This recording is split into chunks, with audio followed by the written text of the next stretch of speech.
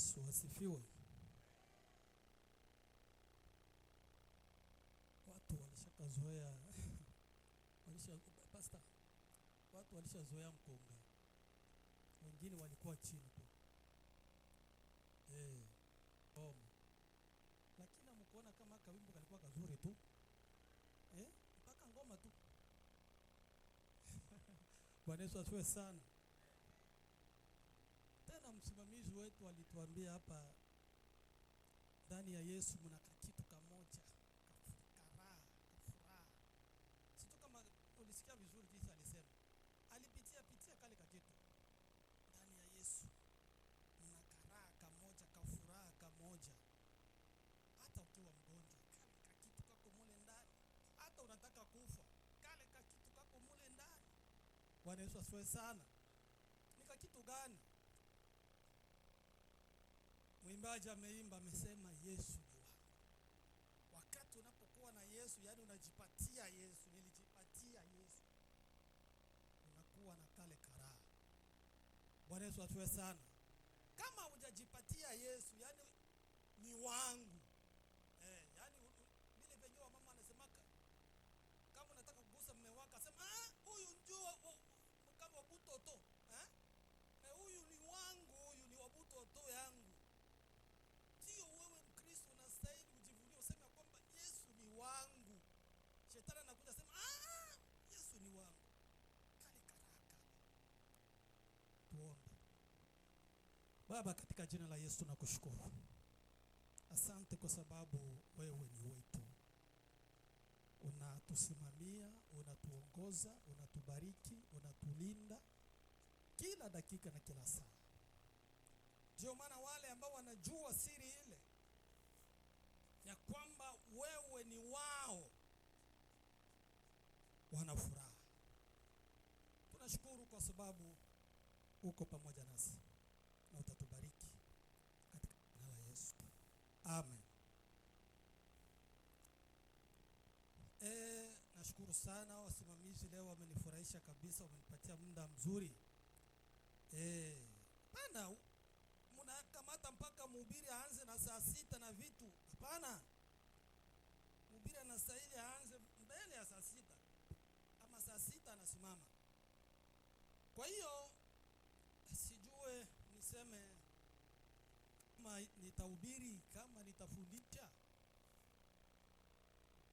Tuache kama kwanza kuhubiri, sitahubiri. Tuache kufundisha, sitafundisha. Unanielewa? Sitahubiri, sitafundisha, lakini ni ushauri. Yote ambayo nitasema ya kukwaze, ya kufurahishe, ya kupe baraka, useme tumepata ushauri leo. Bwana Yesu asifiwe. Tusome katika kitabu cha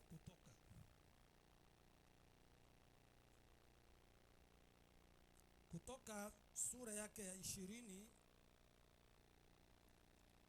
mstari wake wa 14. Kutoka 20:14.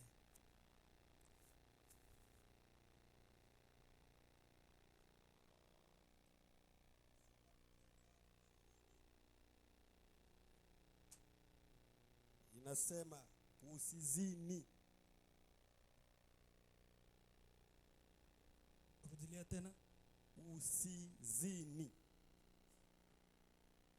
Sawa. Hii ni mojawapo, ninasema ni ushauri, sikuhubiri. Sitakuhubiri kuzini, sitakuhubiri ama kufundisha kuzini, hapana. Lakini tutashauriana tu. Wewe upokee kama ushauri. Hii ni mojawapo ya amri za Mungu.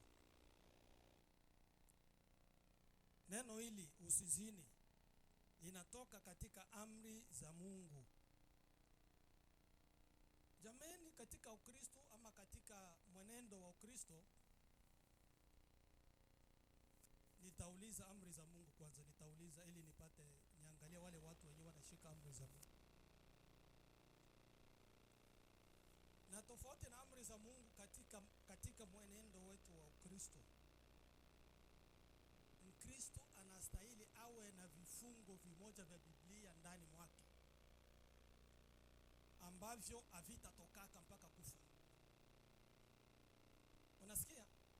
Mkristo katika maisha yako ya Ukristo kuendelea mpaka mwisho wa Ukristo wako duniani, unastahili uwe na vifungo vya Biblia ambavyo vimo ndani mwako ambavyo havitatoka kamwe mpaka kifo. Hata licha hawezi kujua ile pale wanasema ili neno linatoka katika kitabu fulani, lakini wewe unashika yale maneno tu. Yale maneno yako ndani mwako ya Biblia ambayo hayatatoka.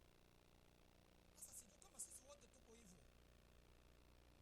Mimi niko mwalimu, nitajaribu kuuliza wamama hapa.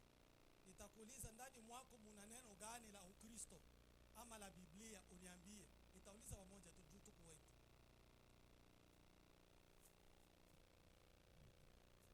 Tutaanza hapa kwanza. Twende haraka haraka. Vijana. Kijana moja tu. Ndani mwako muna neno gani katika Biblia? Simama ndani mwako.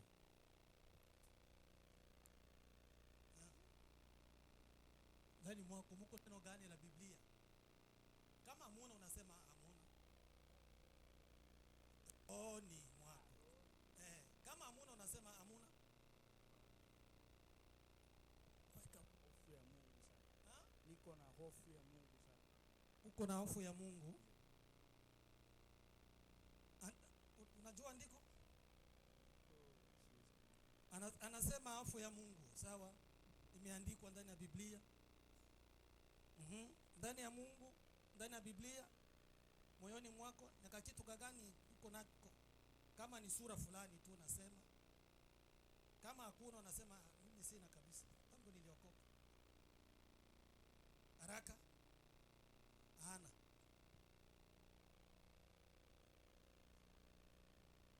Patika kaneno kamoja. Hapana, usiangalie mukarne. Haku kanikalaka moyoni tu.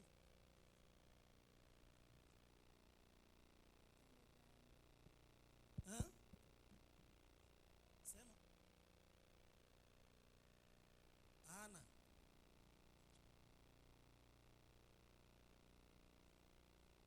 Wewe.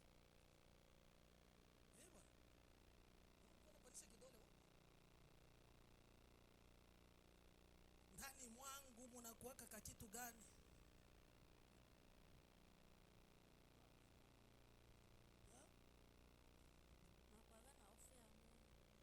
Hofu ya Mungu. Sawa, imeandikwa. Mwalimu, wewe kwa mwalimu acha tukupite. Ndani mwako. Kanini kamoja ka Biblia mpaka kwa Yohana 7 mstari wa 7. Nasema Ombeni nanyi mtaona, bisheni nanyi mtafunguliwa. Mathayo. Sema maneno. Mathayo 7 mstari wa 7. Okay. Barikiwe.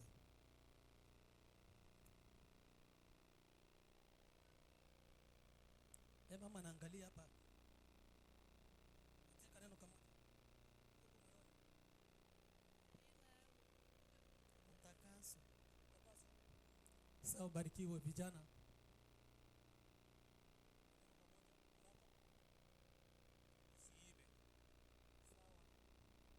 Mama hapa.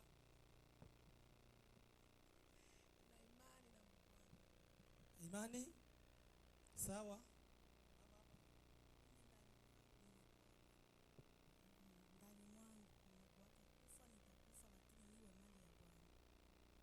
Kufa nitakufa lakini mimi ni mali ya Bwana. Sawa, iko Biblia. Bali watu wako mbali kule, sitafika kule. Kuna mwenye anaweza kutusaidia haraka haraka? Haraka haraka. Hofu ya Mungu. Hofu ya Mungu, kila mtu hofu ya Mungu. Ni kweli? Vizuri sana. Kila mtu hofu ya Mungu. Neema. Ile maneno nasema tafuta anasema tafuteni ufalme wa mbinguni. Sawa, iko kwa Mathayo. Hapana, wewe unapandisha kidole. Bakidole. Wewe mama. Anasema amtegemee huyu baba ni kama mlima Sayuni ambao utikisiki mbali wakaa milele daima. Bwana Yesu asifiwe.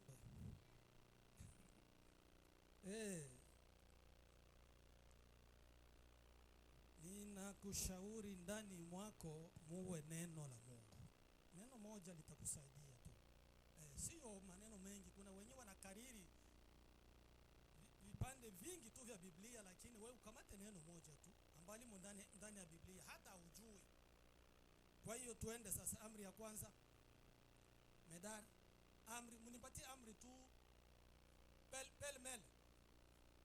Usiue, usiibe. Sawa. Unamaliza. Nani mama hapa? Esther, tupatie moja. Usiwe na miungu mingine. Abala, siku ya Sabato. Siku ya Sabato. Baba pale, usizini. Tunaacha zingine tuyamaliza. Usimtamani mke wa jirani yako. Twende. Haya, asante sana. Kuna ingine? Haya, asante sana. Hivi ni vipande ambavyo tunavikariri vinakuwa moyoni. Amri za Mungu uzitie moyoni kwanza, na mambo mengine kadhalika kama yale ambayo ulisema pale. Bwana Yesu asifiwe sana. Nimesema leo tutazungumza kuhusu kuzini. Watu wengine wanaposikia kuzini, mchungaji, kuzini. Nilisema kama tuna ushauri. Sihubiri, sikufundishe kuzini. Hapana. Ni ushauri tu. Nitakwambia usikilize hawa watu bila pili. Usikilize. Ni kabila gani napenda kuzini? Hizi nitasema hapa, ufuate. Kuna kabila moja kule kwetu, kama Bwana mimi nikitembea, nikienda huko, kama nitafanya miezi 3, 4, 6 mwaka, kwa wajibu wa familia ama wa ukoo wetu huko nyuma, wakati nitakaporudi ninauliza mke wangu, habari huku? Vizuri. Nani aliingia huko nyumba? Nasema tangu vile ulienda hakuna hata mmoja mwenye aliingia huko. Hakuna hata mmoja. Hao watu kumbe wananichukia. Hata mmoja mwenye aliingia huko nyumba yangu. Ninakuambia kabila mbili. Utaniambia ni kabila ipi inapenda kuzini na kabila ipi inakataa kuzini. Hawa huyu akitembea kama anakuta nyumbani mwake wadogo zake, wakubwa zake hawakuingia mule ndani, yaani anafanya kikao. Mimi ninashangaa sana kabisa hapa, naona watu hawanipendi. Mimi nimesafiri muda wa miezi 6 mwaka mzima, nimeacha mke wangu hapa, hakuna mmoja aliyeingia ndani nyumba yangu. Mimi najuaka hawa watu wananichukia. Ina maana kwamba hawa watu inawezekana, sijui wewe utanipatia jibu. Sasa kuna kabila ingine, kaka akitembea, wale wadogo wale wakiwa wanaingia pale, wanaingia kwa ile nyumba ya kaka yao kama saa za usiku, saa za nyuma, baba anakuja anauliza, nilikuona pale kwa kaka yako kama saa 4 za usiku, saa 5, ulikuwa unafanya nini? Baba, mimi ninakuambia siku yenyewe itakusikia wewe unaenda kufanya mabaya na mke wa kaka yako, utatoka hapa, utaona. Baba anasema vile. Lakini huyu mwingine anakuwa kusema wananichukia. Mniambie kabila ambayo inapenda uzinzi. Wamama mniambie kwanza kwa mama. Sikusema usiseme kabila. Wewe uniambie tu hawa wa mbele ndio wanapenda, hawa wa nyuma wanakataa. Basi unaanza kusema tena vya vile.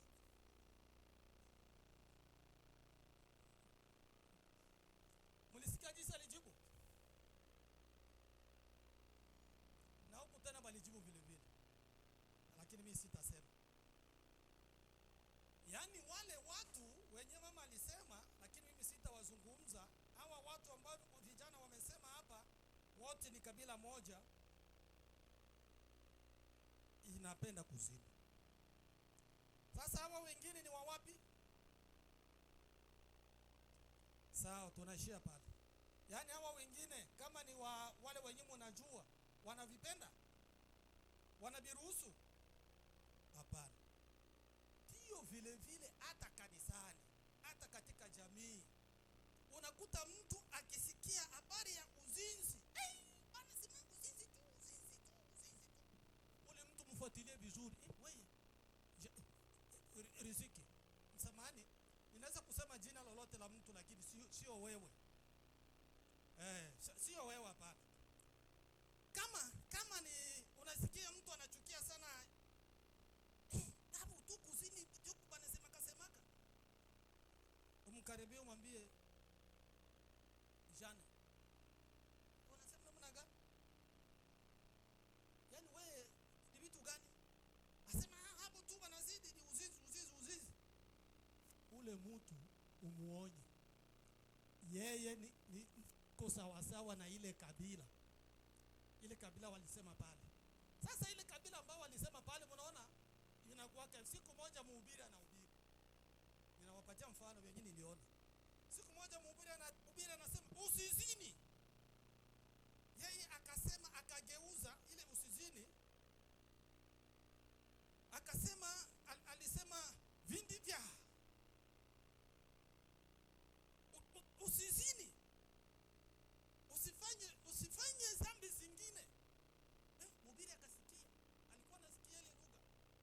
Mhubiri akasikia, nini nasema usizini, lakini wewe unasema usifanye dhambi zingine. Mimi nasema wewe useme, alikuwa mtafasiri, useme usizini. Yaani hawapendi kusikia usizini, lakini upite mule ndani. Kuzini ni chakula cha kawaida, ni chai.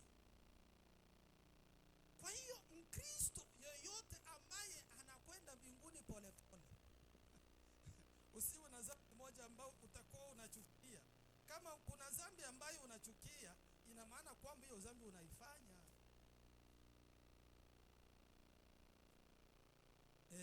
Mungu aliumba mbingu na dunia. Tunaingia katika somo letu. Nilisema tutaona shabaha yetu kubwa ya neno letu ni kwamba madhara ya kuzini. Ndio utaandika. Ndio katika ushauri wetu ni madhara. Tutaona tu madhara ambayo yanatokea katika kuzini tu. Mungu aliumba mbingu na dunia katika mwanzo pale. Akaumba uumbaji wake wote, siku ya kwanza, ya pili, ya tatu, ya nne, ya tano. Akaumba wanyama wakubwa na wadogo. Akamalizia uumbaji kwa kumuumba mwanadamu. Siku ile ya tano, mwanadamu ndio alikuwa kiumbe cha mwisho. Akamuumba Adamu. Katika zile siku, wale wasomaji wa Biblia na walimu wa Biblia wanasema sio kama hizi siku zetu Monday to Friday. Hapana. Zile ni siku za Mungu. Yeye Biblia ilikwenda kusema siku ya kwanza Mungu akaumba, siku ya pili Mungu akaumba. Haikuwa Monday, Tuesday, Wednesday, Thursday na Friday. Hapana. Ile siku ya Mungu tukifuata katika Biblia tutakuta siku moja ya Mungu inachukua miaka 1000. Siku moja ya Mungu, yaani ni siku ambazo zilikuwa katika uumbaji wake, katika umilele wake. Akiumba kitu leo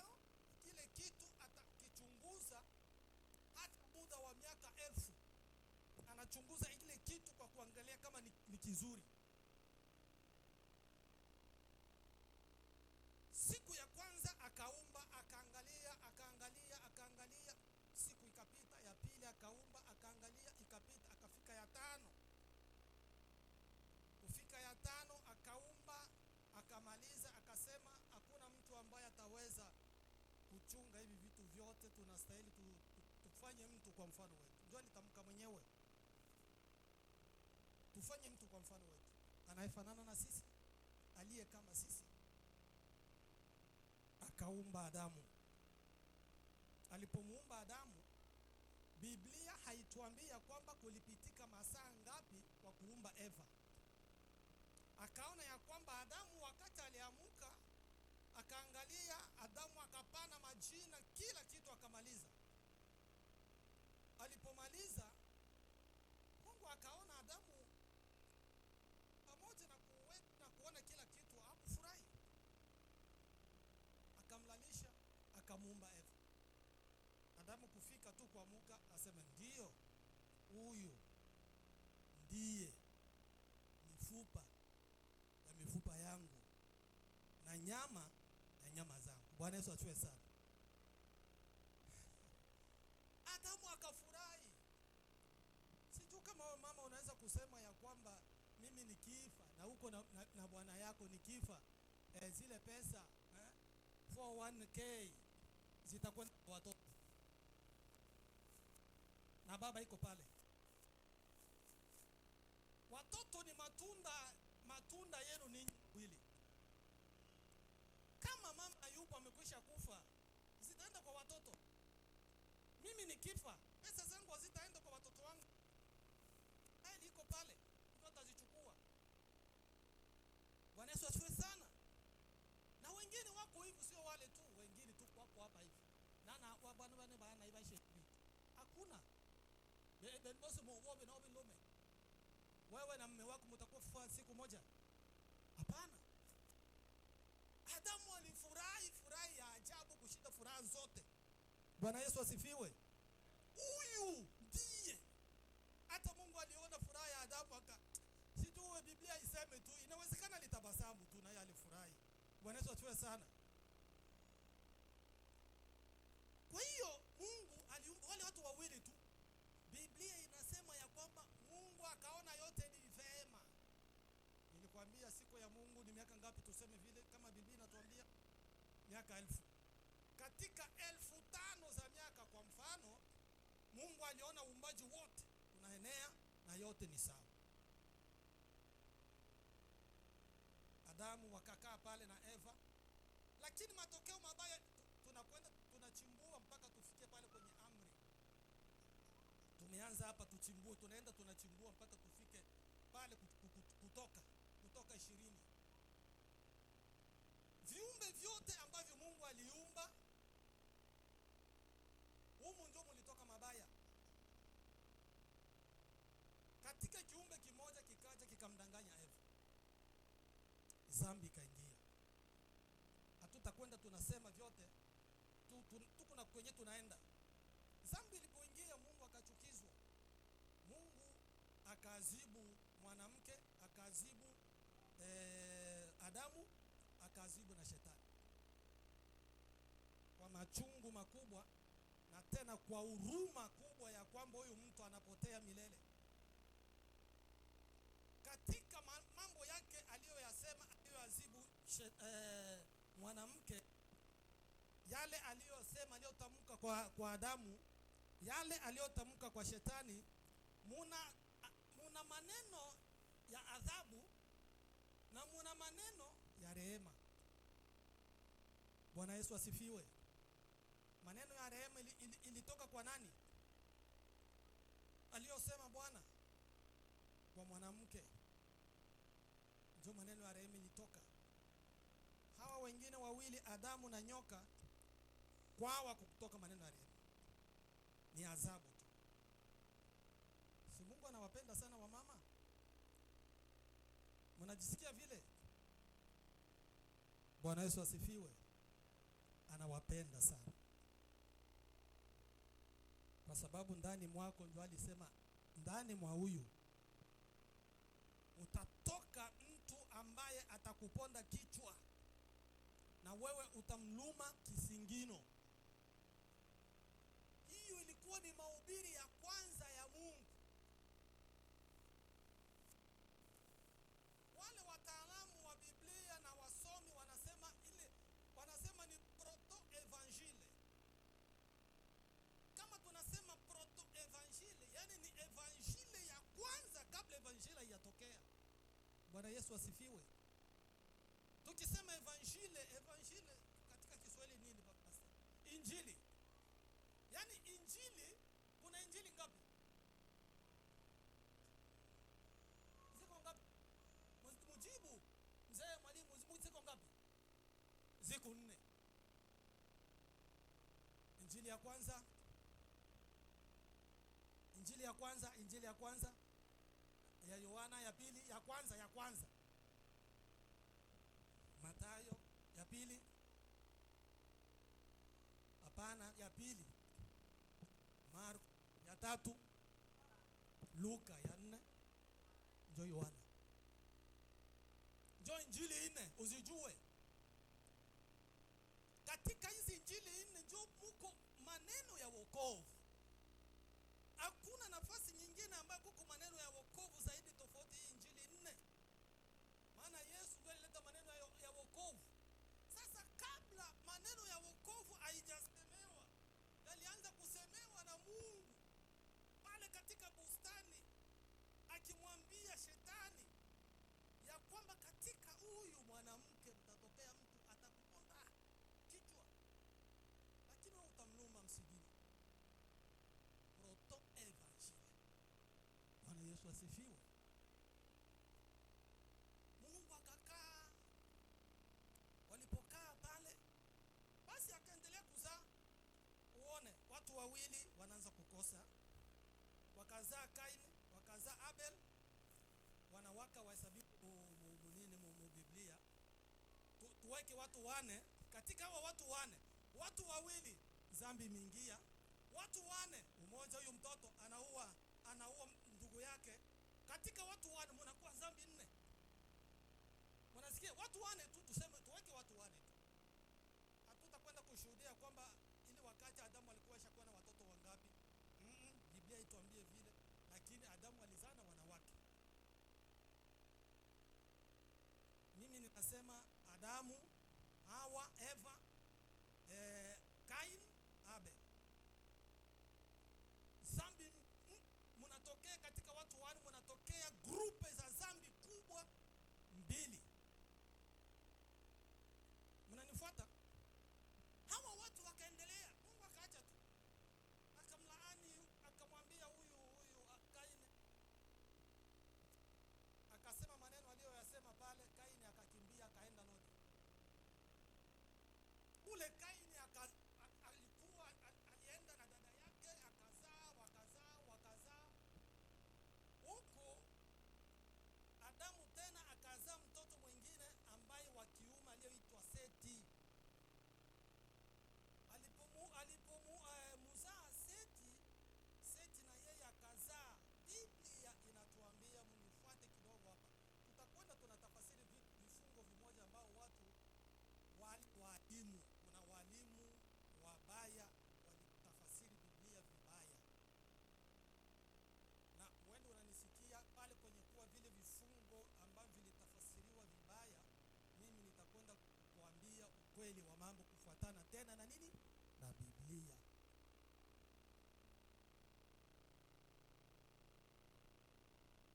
Biblia inatuambia, lakini itabitafasiri baadaye kwa sababu tutapafikia kule mbele. Hawa, Biblia inasema hapa katika Mwanzo 6. Mwanzo 6 mstari wa kwanza, tutasoma pale. Tutapasoma lakini unaweza kuangalia tu, tutapasoma baadaye. Wana wa Mungu wakaanza kuoa wana wa nani? Wa wanadamu. Mungu akachukizwa. Hapa kuna maneno ambao wale wasomaji wa Biblia wanatafasiri ya kwamba walikuwa malaika toka mbinguni wakaja duniani wakazaa na wanadamu. Ndio maana walizaa watoto wa Nefeli. Nitakuja kukutafasiria pale vizuri, tunapita. Ninakwambia tu namna dhambi ziliingia. Mungu akachukizwa. Mungu akasema ya kwamba mimi sitashindana na wanadamu. Mimi Mungu sitashindana na mwanadamu.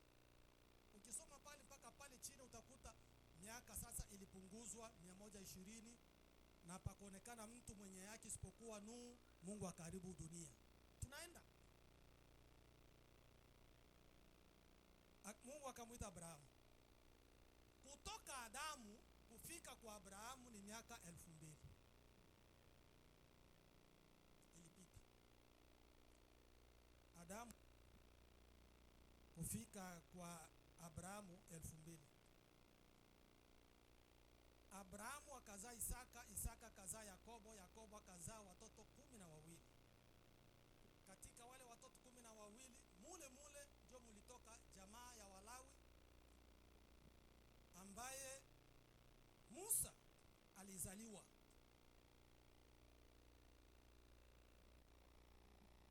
Tunakwenda Mungu, yani zambi iliendelea ikapata mizizi, ikapata na wakala.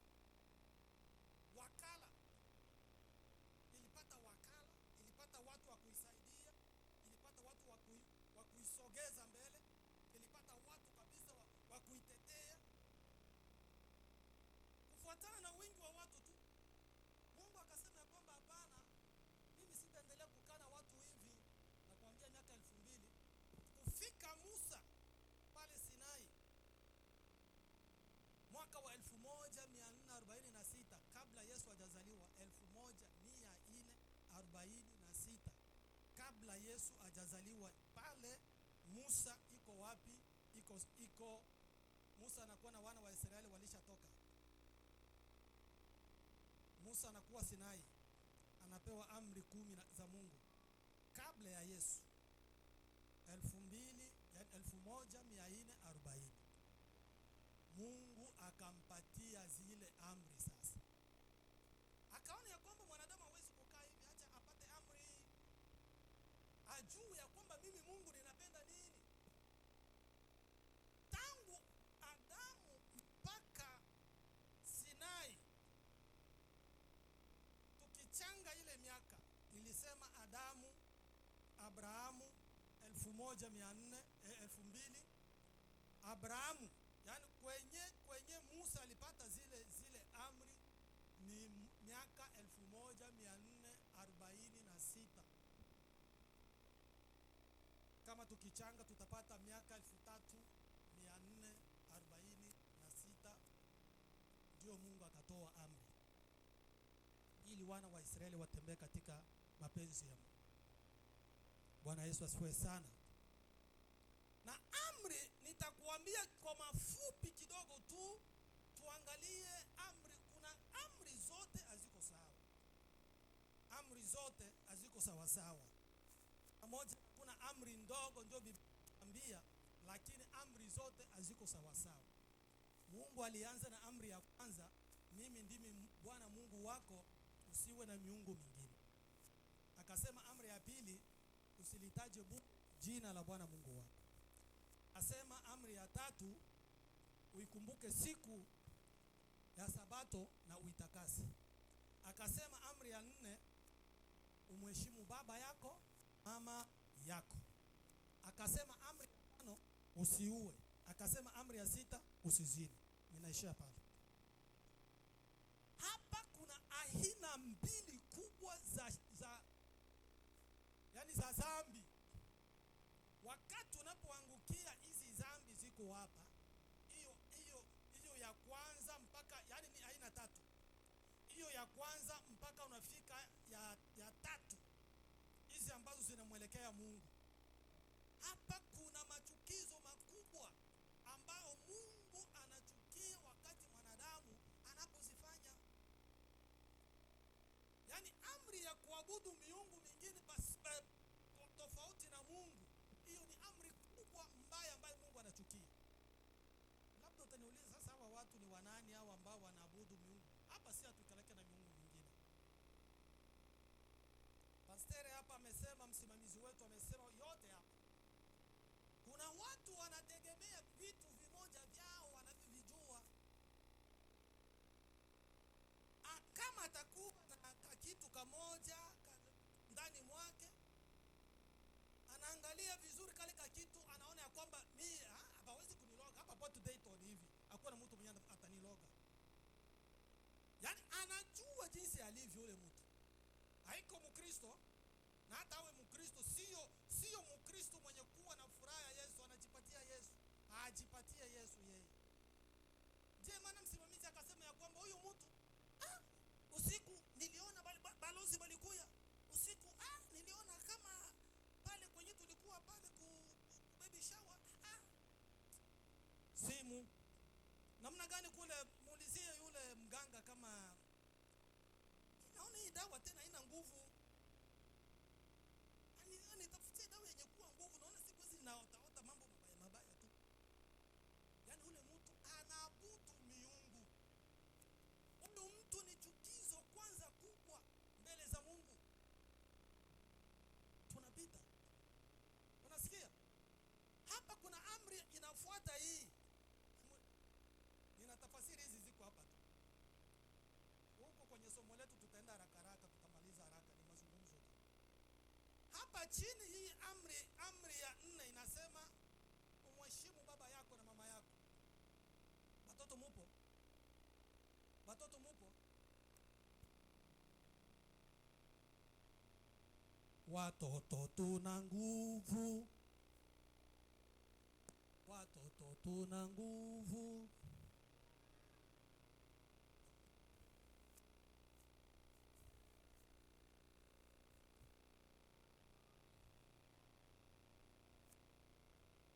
Nisha sahau kawimbo ketu kazuri. Twende sasa watu kwanza. Wa Kristo tuna nguvu, tuna nguvu. Wa Kristo tuna nguvu, tuna nguvu ya kumtumikia Mungu na milele. Ya kumtumikia Mungu na milele.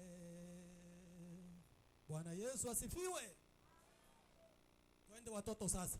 Watoto tuna nguvu, tuna nguvu. Watoto tuna nguvu, tuna nguvu ya kumtumikia Mungu na milele. Ya kumtumikia Mungu na milele. Bwana Yesu asifiwe.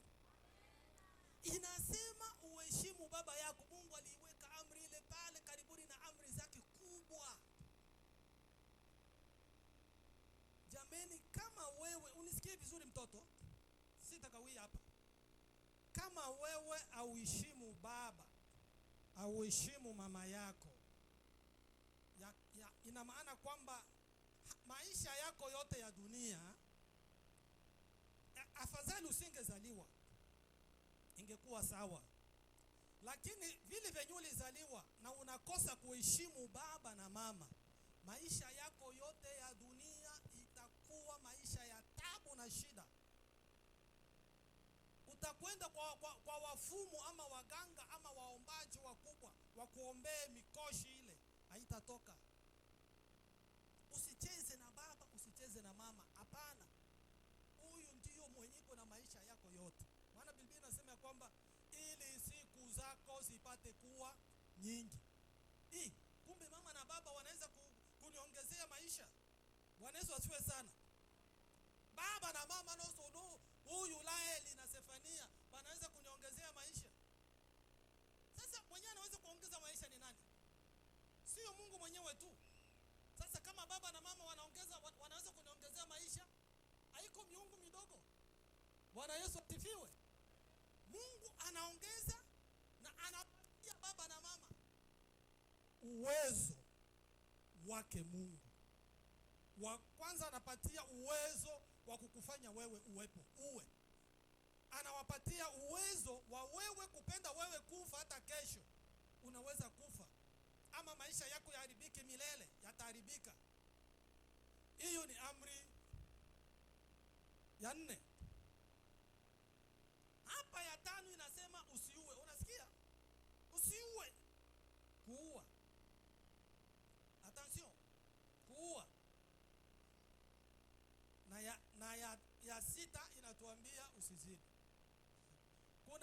aina tatu za kuzini.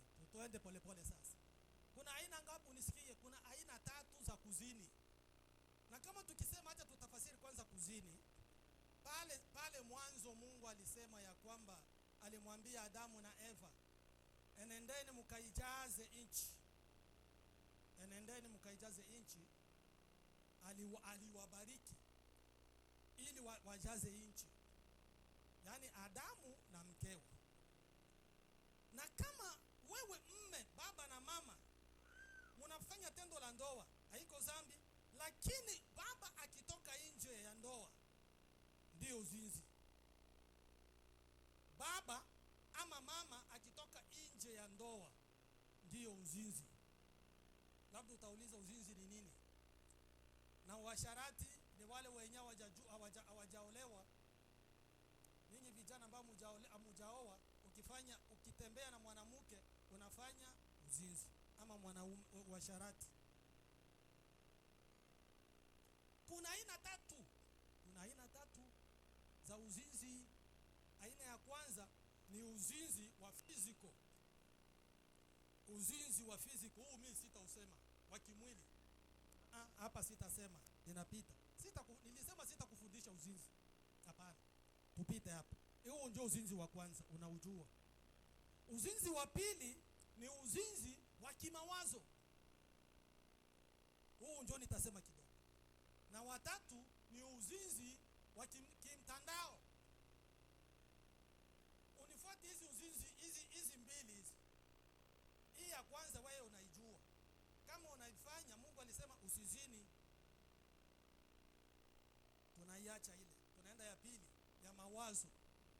Mtu namwona gani mtu anaweza kuzini kimawazo? Na Mungu anamhesabia kwamba bwana, wewe unafanya zini. Unazini na fulani katika mawazo yako. Tusome Mathayo. Tuangalie jinsi Yesu alisema. Wale wasomaji watusomee Mathayo 5:27. Mathayo 5:27. 5:27. Msomaji mmoja mzuri atusomee pale. Ndio. Sauti umsaidie mama nini pale. Kwaya. Umsaidie nini moya ya mzuri pale.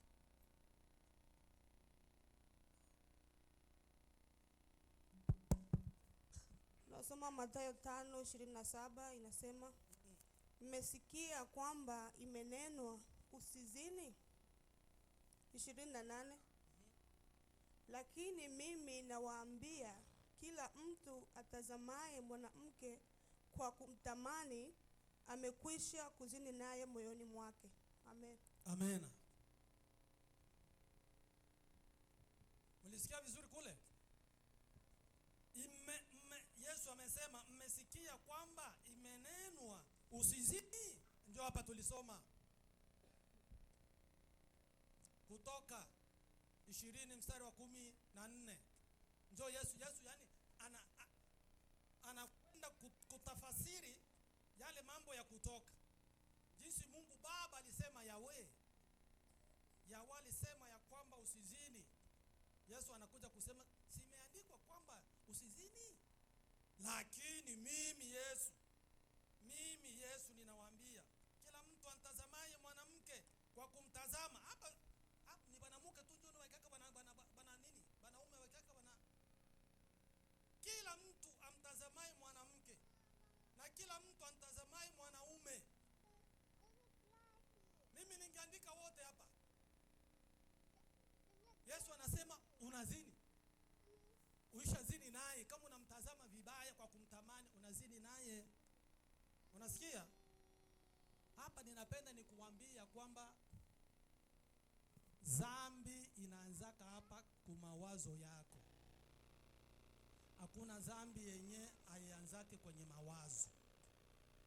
Kila dhambi inaanzaka hapa. Na ni hapa shetani anapuliza maneno yake katika kichwa chako. Hapa kama wewe au kumfukuza shetani hapa angali hapa kichwa hapa. Hayafika hapa. Shetani anaanza hapa, anafika hapa.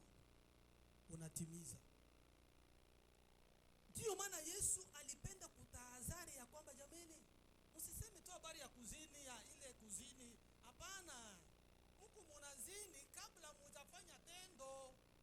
Kila mtu anatazama mwanamke au mwanaume kwa kumtamani, ameshazini naye. Kristo, angalia namna gani unavyowaza. Bwana Yesu asifiwe. Anza kufukuza shetani angali kichwani. Akifika katika moyo hautaweza kumfukuza, maana mwili nao unakuwa unapenda sasa. Jean, ukiwa mwana wale mwana machibini ino changewe mpaka mwisho. Unasikia? Yaani vile shetani alishakuwa hapa. Wengine wanaume virofa sana, anachukua mshahara wake hata kama anapokea hata 2000 itakupatia. Yaani shetani alitoka mkichwa, yeye akumfukuza hapa, akateremuka mpaka kumoyo, akaleta sasa maamuzi. Nitafanya hivi. Yesu anasema anza kumfukuza kichwani. Bwana Yesu asifiwe sana. Jambo la pili, uasharati ama uzinifu wa mtandaoni. Mnanielewa?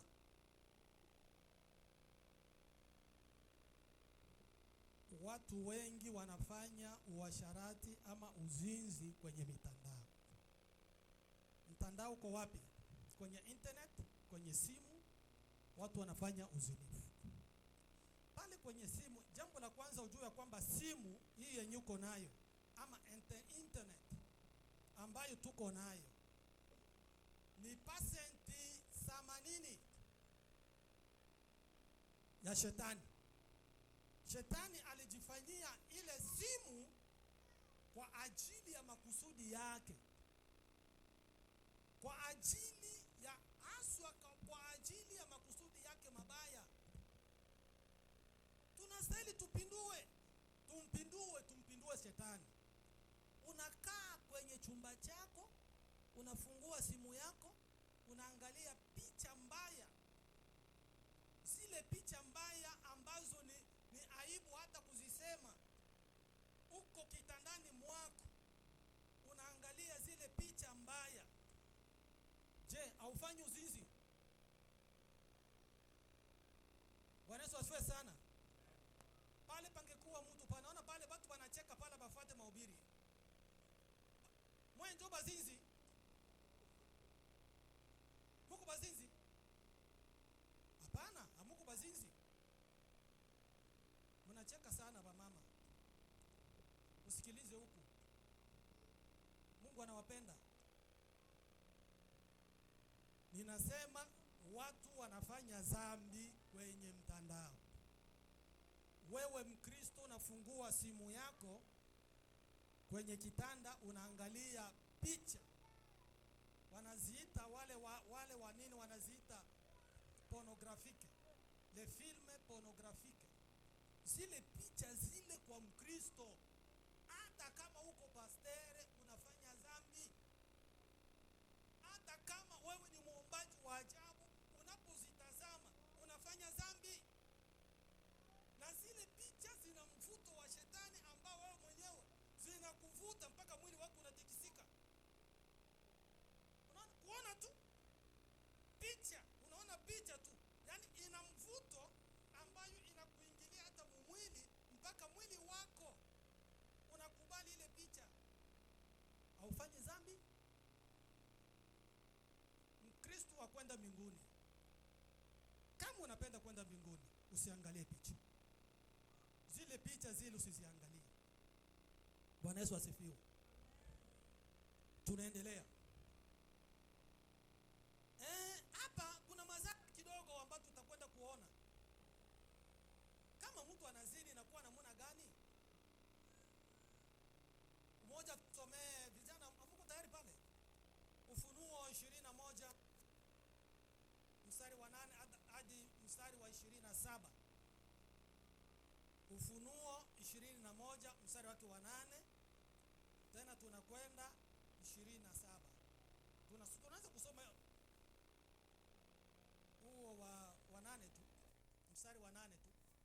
21 mstari wa 8. Kama mtu anafanya dhambi, baba mama, hii dhambi ya kuzini itakuwaje?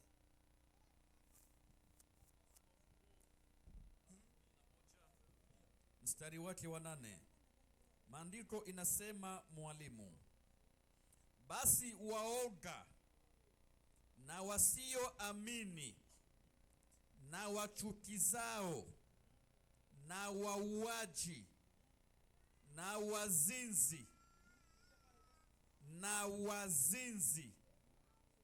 na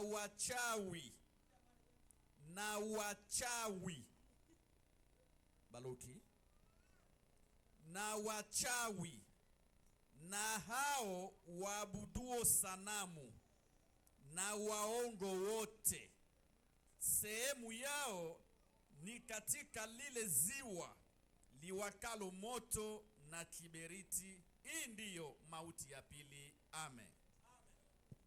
Bwana Yesu asifiwe. Wakati unapofanya uzinzi, unaenda nje ya ndoa. Hata labda wewe unaweza kusema ya kwamba hapana, mimi sina mwanaume, mume wangu afariki, auruhusiwe kutembea na mwanaume mwingine. Kama yule atakuoa, aje ajipresente akuoe. Na kama uliona itaolewa tena, usitembee na mwanaume mwingine au mwanamke mwingine.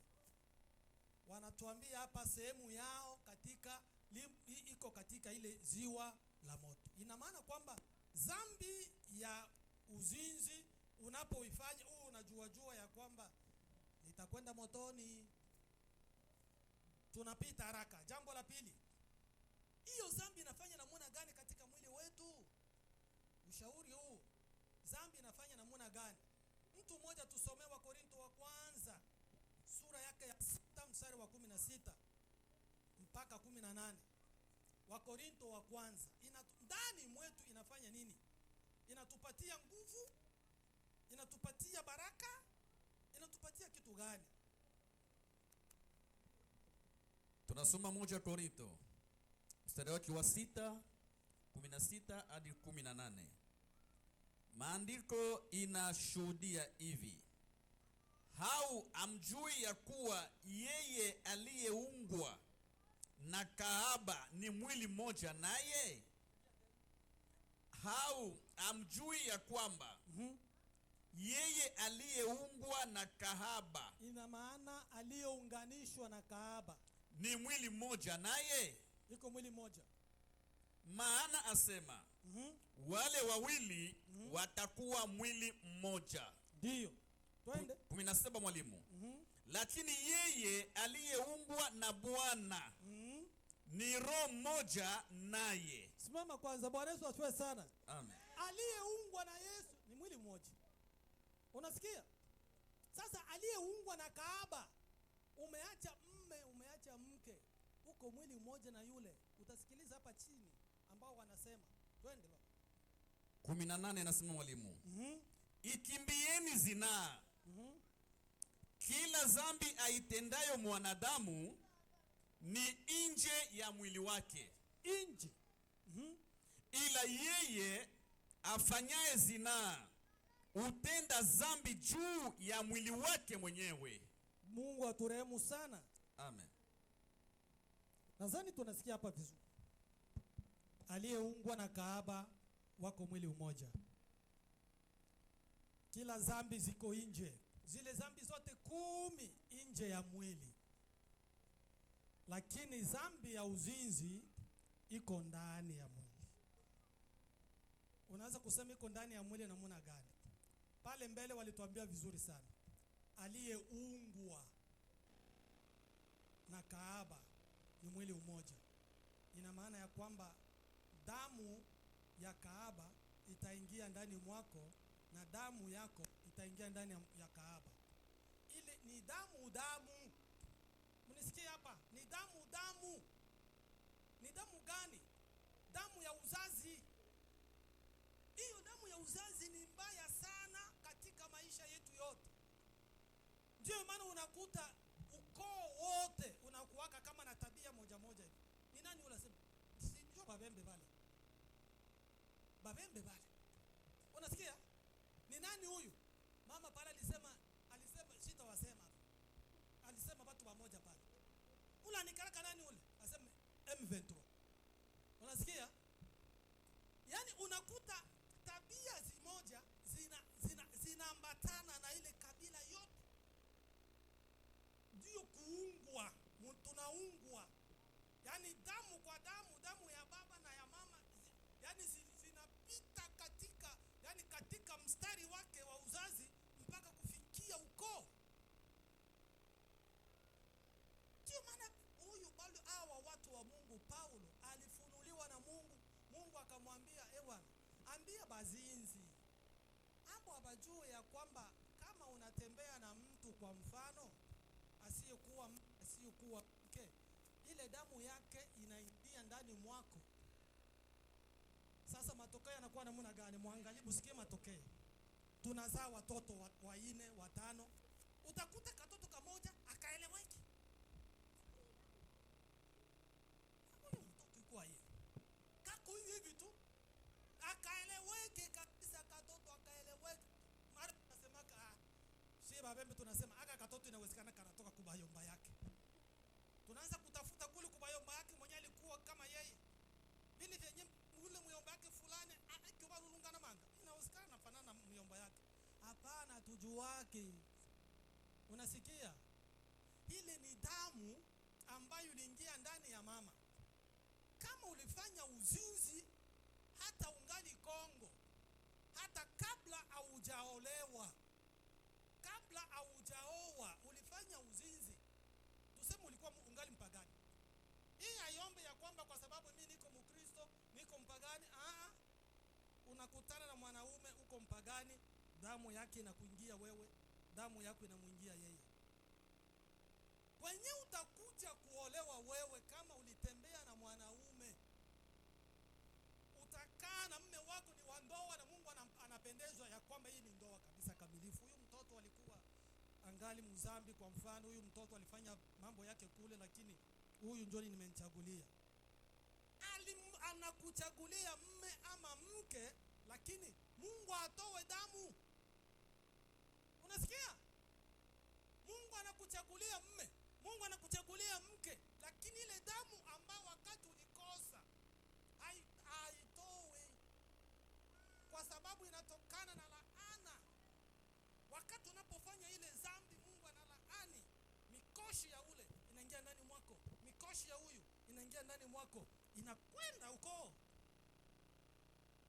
Kama unaolewa utakutana na mume wako, watoto wanafanana, lakini damu ya ndani ilitoka kwa Jean. Unasikia? Damu ya ndani ilitoka kwa Rehema.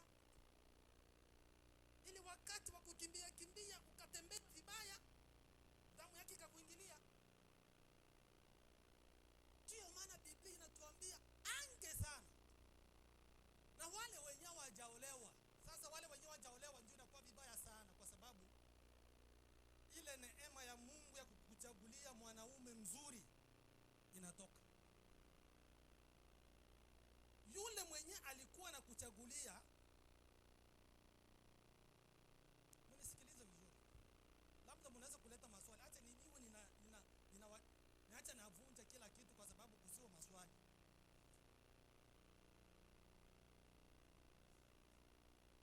Kama uko haujaolewa unatembea, mnanisikia vijana? Kama hujaolewa unatembea na mwanaume ambaye hairuhusiwi hata balisha weka mali kutembea na mwanaume ule, hapana. Hata atakuoa hairuhusiwi. Lakini kwa bahati mbaya, kwa sababu kwa ujinga wako umekubali shetani, unatembea na mwanaume, kisha unakuja Mungu nisaidie nipate mwanaume niolewe. Jambo la kwanza, unaondoa uchaguzi mzuri ambao Mungu angekuchagulia. Mungu anakuacha, hata utamtumikia, na Mungu anaweza kutafutia mwanaume mwingine ama mwanamke mwingine, lakini ulipoteza bahati ya kwanza.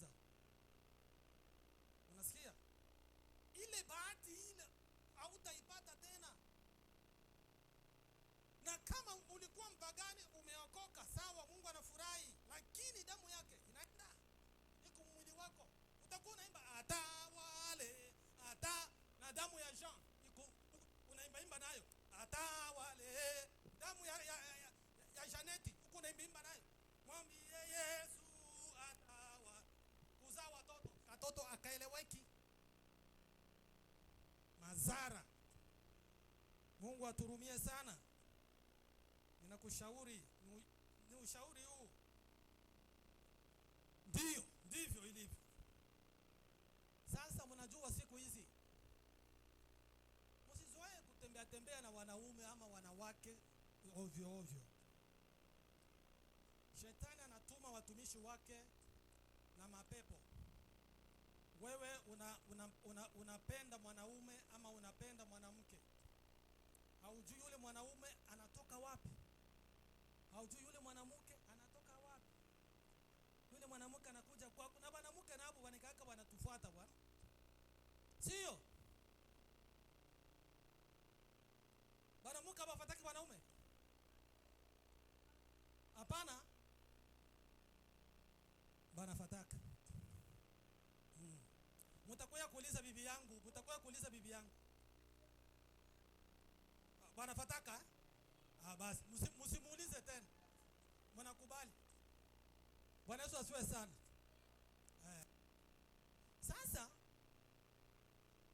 wewe unawaza kama ni mtu, ni Jean kawaida, huyo ni Jean. Kumbe huyo Jean ni Freemason.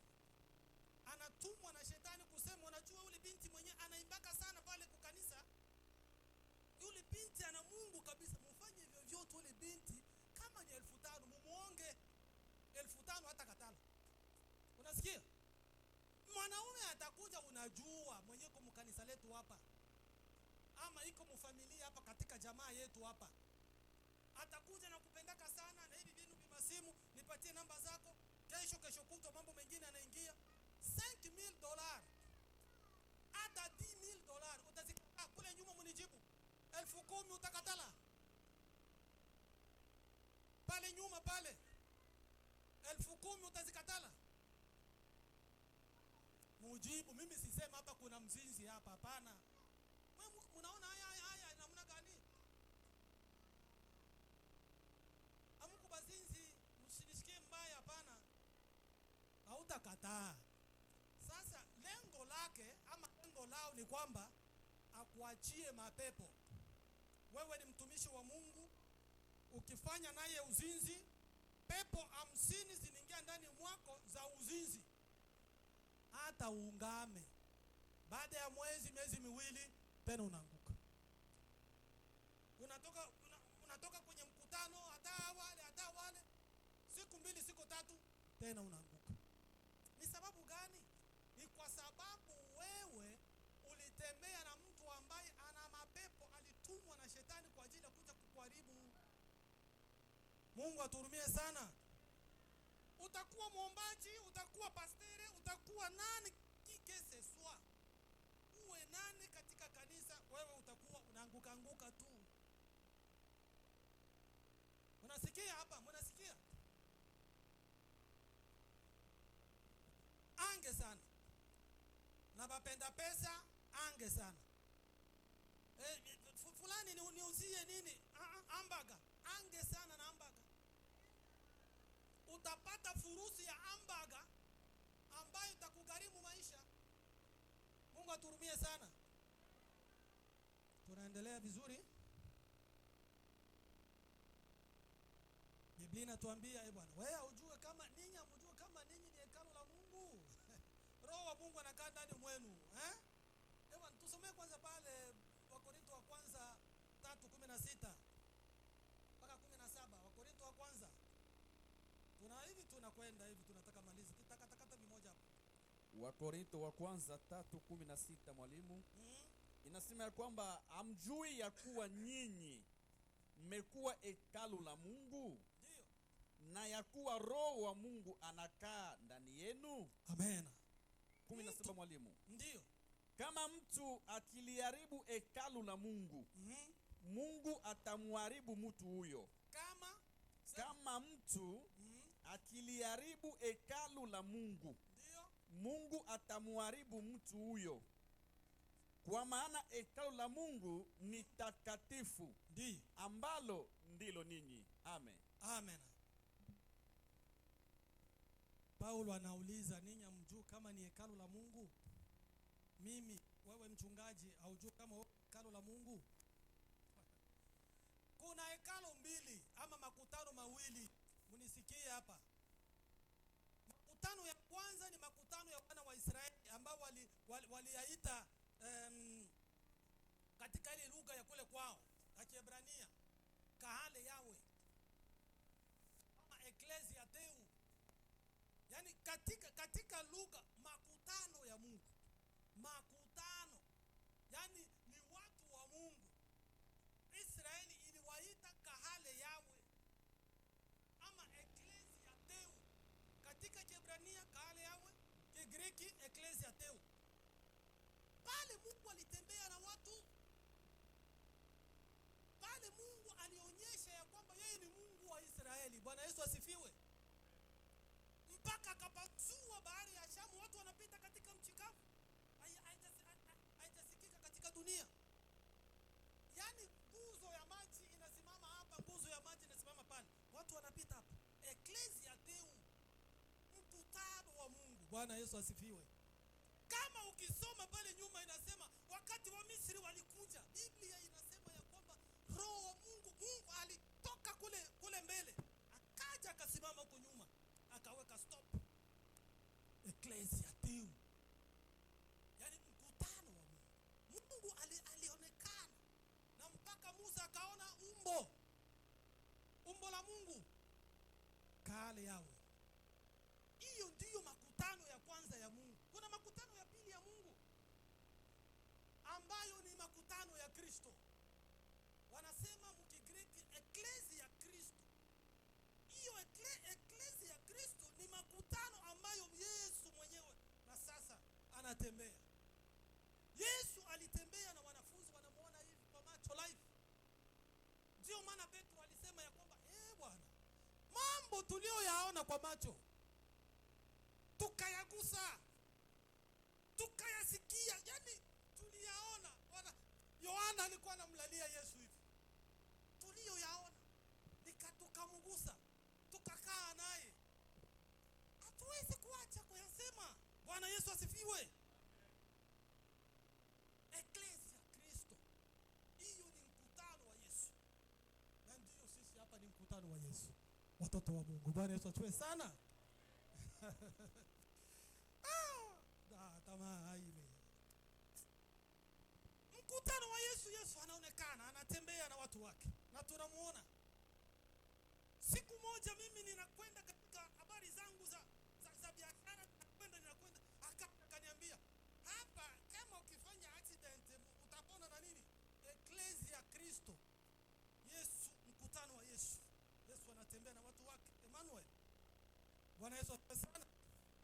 Ananiambia mimi kama hapa mkizama wewe utapona na nini? Ananiambia mimi, mimi nikasema, nitapona na nini? Hapa tutafanya accident. Sauti tena ikakuja, wewe hapa kama boti kizama utapona na nini? Baada ya saa kadhaa boti kazama, watu wakafa. Kwa sababu aliniambia mimi, nilichukua yeye kusema tu, nikakamata biduu nikakaa karibu nayo.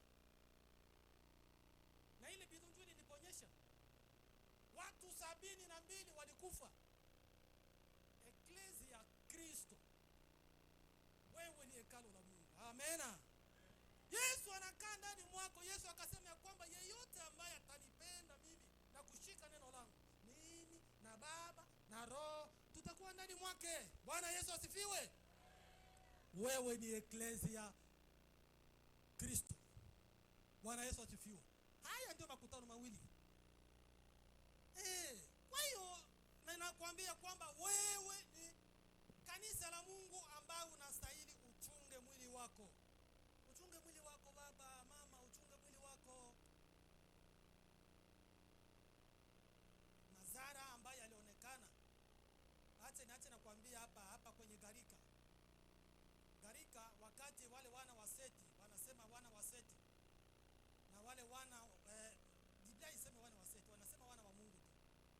Tunaenda hapa adhabu ya watu waliofanya uzinzi au uasherati.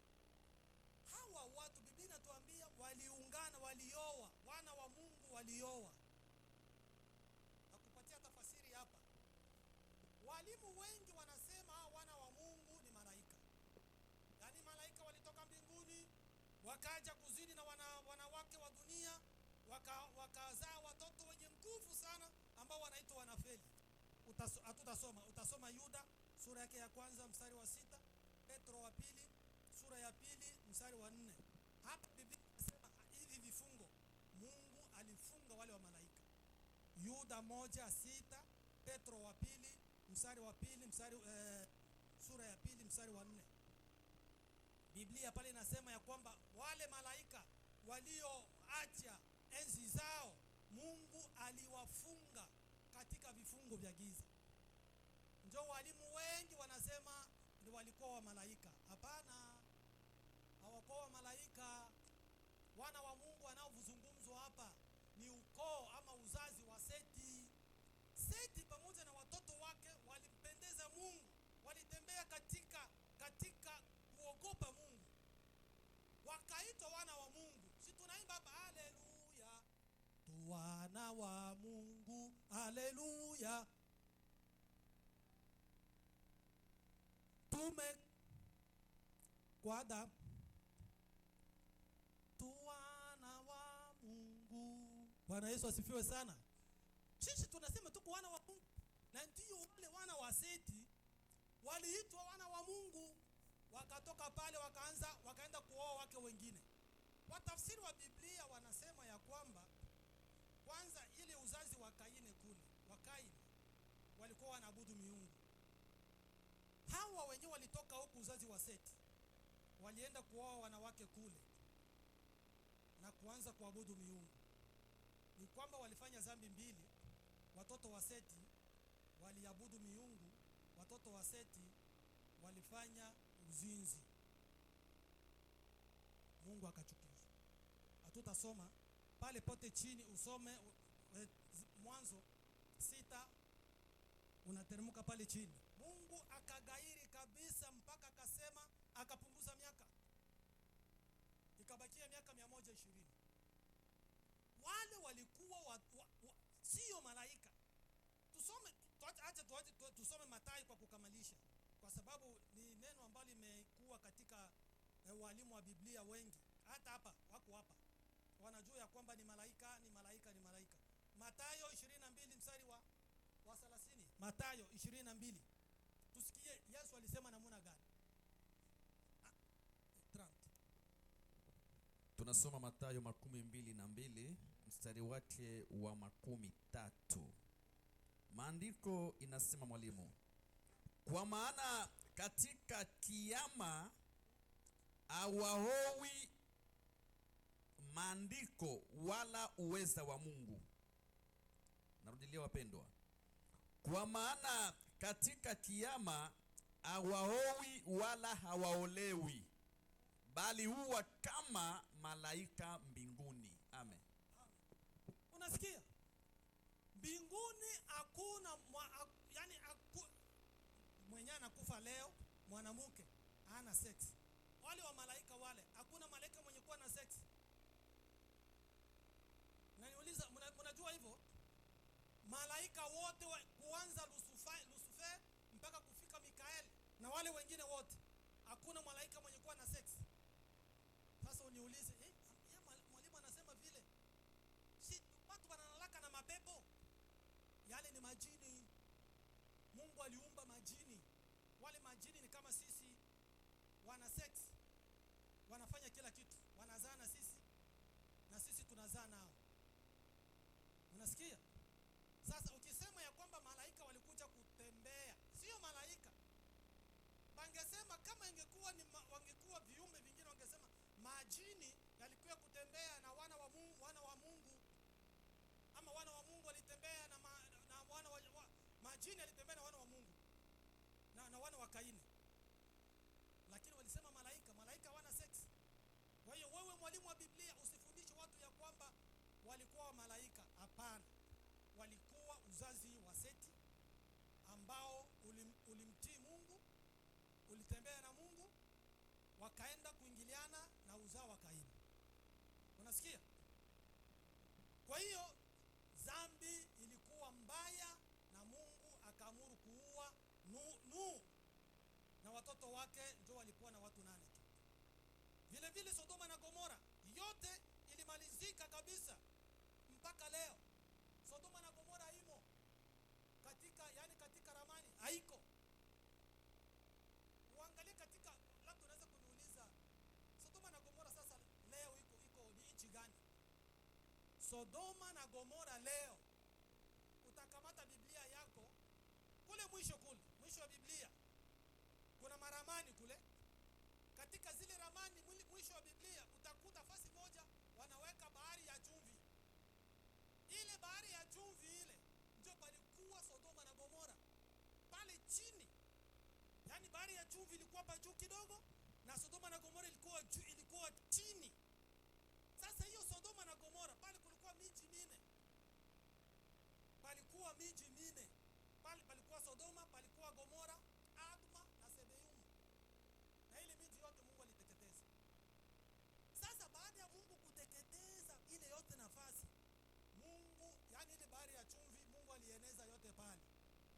Hakuna tena nafasi ya kwamba palikuwa Sodoma na Gomora. Sodoma na Gomora leo ni bahari ya chumvi. Bwana Yesu atuwe sana. Kwa hiyo tumalizie kusema ya kwamba dawa ambayo tuko nayo hapa ni nini? Ni kutubu dhambi. Tubu dhambi zako na uache kila kitu. Dawa ya pili ni kwamba kama mtu anatubu dhambi na anaacha, Mungu anamrehemu na Mungu anampa nguvu mara tena anaendelea. Dawa ya pili ni kwamba usichangamane na wale watu waovu tena. Kama unataka usifanye ile dhambi tena, na sio ile dhambi tu, dhambi zingine zote. Kama wewe hauvutake bangi ama ukunywake pombe na unatembea na watu wanakunywa pombe, hautaikunywa, utakunywa tu. Kwa hiyo Biblia inatuambia tusishirikiane nao. Kila mtu yoyote anayefanya dhambi ya aina yoyote ni vizuri tusishirikiane nao. Haya ndiyo mwisho. Samahani sana, tumechukua muda mrefu, lakini shauri ni kwamba dhambi ya uzinzi imo mwilini mwako. Kwa hiyo uepuke hayo. Kama bahati mbaya shetani alikudanganya, basi ungama dhambi zako. Na watu wengi hawaungame dhambi ya uzinzi beno batano. Watu wengi ile hata alifanyaka Kongo. Tuungame, tuwe tunaungama, Mungu anaturehemu hata kama uliua. Sema Mungu anisamehe na Mungu atakusamehe. Na jambo la pili, tuachane na wenzetu wengine wote wanaofanya mambo kama yale. Mungu akubariki. Chukua ushauri huu vizuri ili uendeshe familia yako vizuri. Watoto wako wasi watoto ambao wanachangamana na damu ingine. Mungu atubariki sana katika jina la Yesu. Amen.